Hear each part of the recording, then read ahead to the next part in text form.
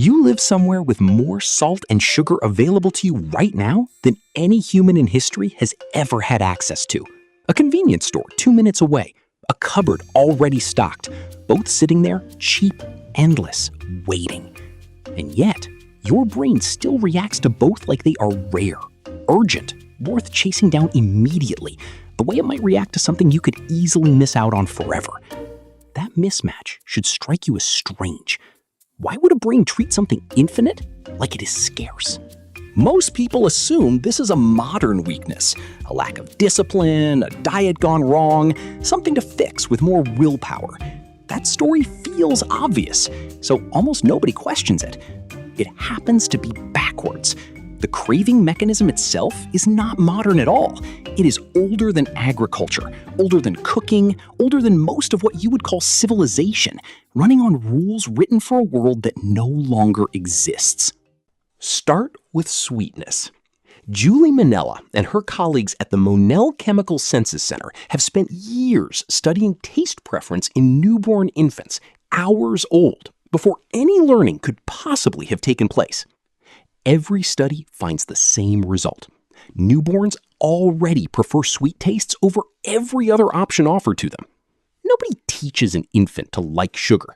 Nobody could that early. The preference arrives already installed, wired in before the first meal. Here is why that makes sense. For early foragers, sweetness reliably meant one thing: ripe fruit, dense in calories, safe to eat, and genuinely rare.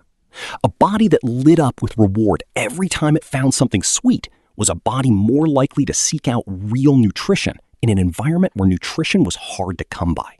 There was no such thing as too much sugar back then.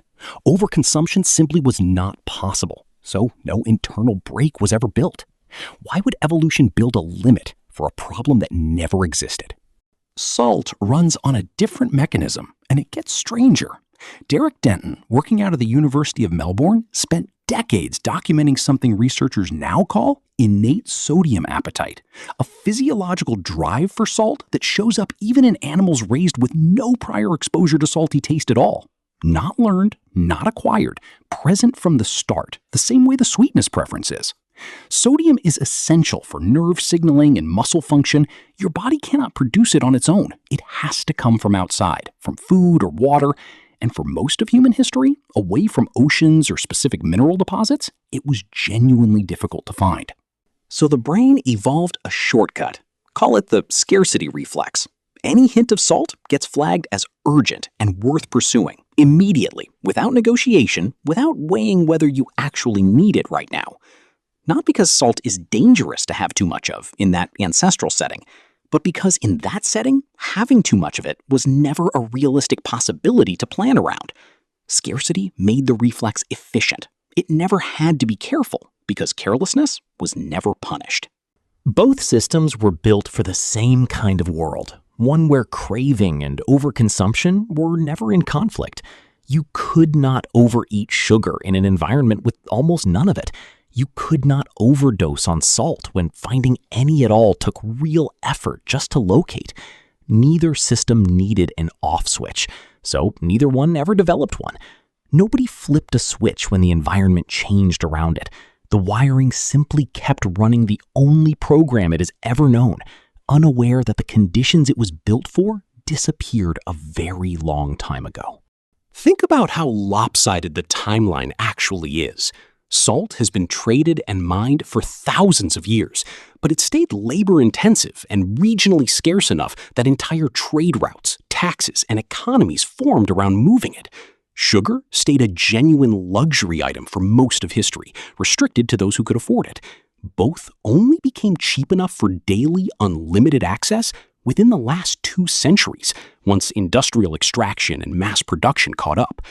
Against a species that has existed for hundreds of thousands of years, that shift happened somewhere in the final blink of the timeline. Biology simply has not had time to catch up. It cannot catch up on that kind of timescale.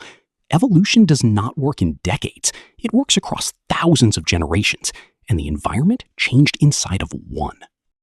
So the next time a craving hits hard and feels disproportionate to what is actually in front of you, you are not witnessing a personal failure. You are watching a genuinely ancient, remarkably accurate signal firing exactly as designed, inside a world that no longer resembles the one it was built for. The mismatch was never in you. It was always in how fast the world changed around a brain that did not get the memo.